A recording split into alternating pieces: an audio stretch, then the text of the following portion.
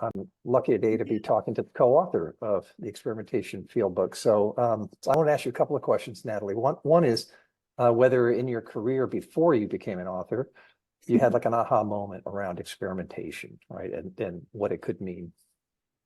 Yeah, I did. Overall, it was more about when I realized I wasn't that smart, right? But this was like a graph. X is time, Yeah, me, my time, me growing up, right? And Y is smartness, like how smart I think I am. And I think, you go through and you're like, I'm getting good grades, in K through 12 or whatever. Then you get to, a pretty good college, check the box on that. PwC, seems like a good place to train people, right? People tell you you're smart.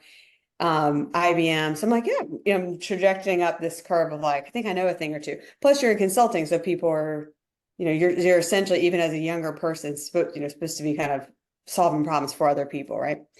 But then all of a sudden I hit Darden, and you'd think that would be the exponential curve or the hockey stick up to right. smartness. That's what I was, paying for to some extent and kind of promised. And you come in and it's like, you're, future leaders, this sort of thing.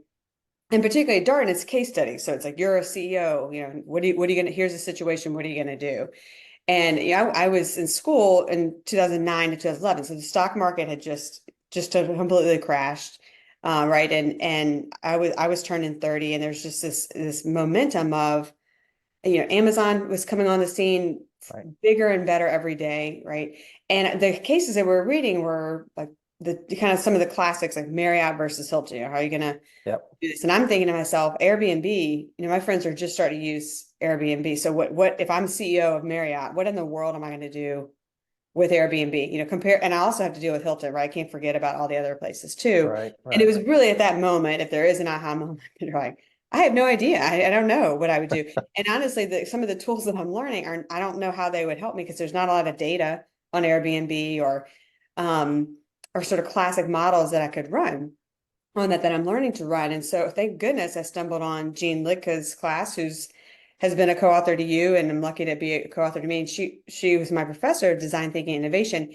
It's like, thank goodness I don't have to be smart anymore. Because this sounds really daunting, right? I was looking at my own curve, my little graph, and really I learned the fundamentals in design thinking of iteration, testing, and learning.